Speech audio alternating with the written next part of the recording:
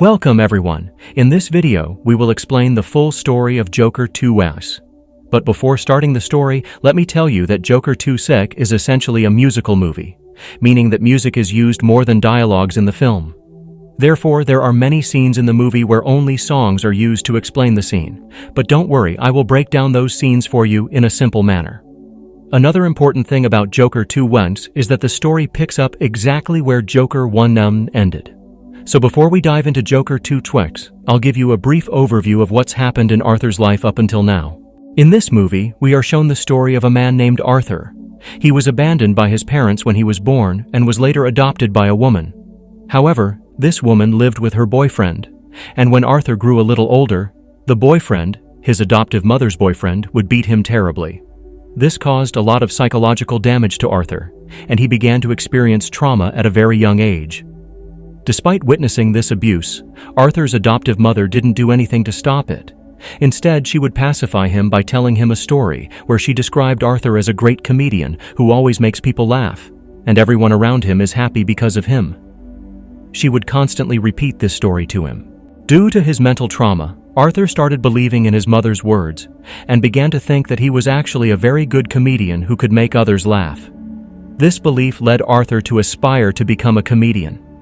In his pursuit, he worked as a clown multiple times. But when Arthur faced the harsh realities of the world, people took advantage of his innocence, and he came to realize that the world is a very cruel place. The society that pretends to be civilized has a very ugly face. Everyone he met in life mocked him and made his life miserable.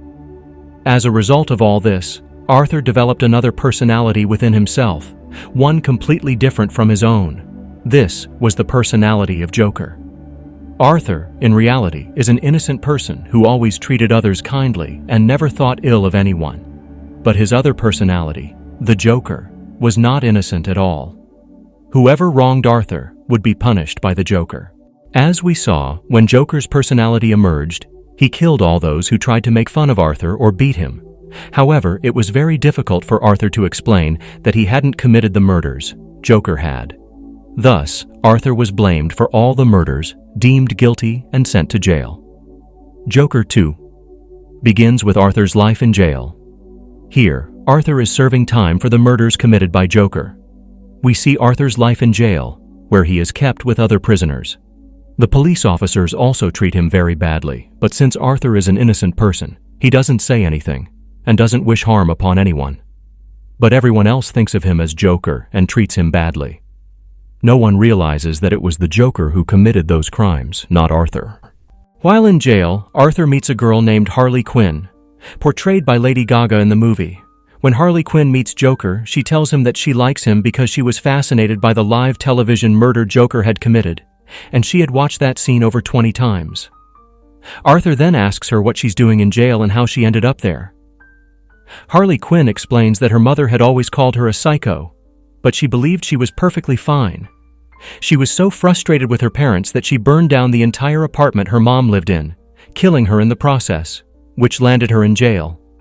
As the story progresses, Arthur and Harley begin to like each other, and they spend a lot of time together. One day, while all the prisoners are watching a movie, Harley sets the building on fire, causing a commotion. She grabs Arthur's hand and asks him to escape with her. Joker, feeling excited, agrees, and they attempt to flee the jail, but they are caught at the gate and separated. The police officers beat Arthur severely to ensure he never tries such a thing again. The next day, Harley visits Arthur and tells him that the jailers have released her, fearing that staying with Joker would make her worse. Even after being released, Harley frequently comes to visit Arthur, and they fall in love. Meanwhile, outside the jail, Gotham City's judicial system is preparing to sentence Arthur to death for Joker's crimes. He is given the death penalty, and it is announced that he will be executed soon. At this moment, a lady counselor enters the story. She comes to the jail, meets Arthur, and tells him that she has read all his files and knows everything that has happened in his life. She understands that Arthur has two personalities, his own and the Joker's. She believes Arthur is innocent and that Joker committed the murders. She tries to help Arthur and files a petition in Gotham City's court to halt his execution and give him a fair trial to prove his innocence. Many people in Gotham support this, as Joker had gained immense popularity after the murders in the first movie. People openly support Joker, and they pressure the court to give Arthur a chance to prove his innocence. As a result, the court grants Arthur a trial. The counselor lady represents Arthur in court, but during the arguments, Joker's wild personality takes over, and he begins shouting and acting irrationally. He even demands to fire his lawyer and defend himself. Arthur, Joker, being neither a lawyer nor capable of defending himself, starts talking nonsense in court and even admits to killing 6 people, including his own mother, whom he smothered with a pillow in the hospital.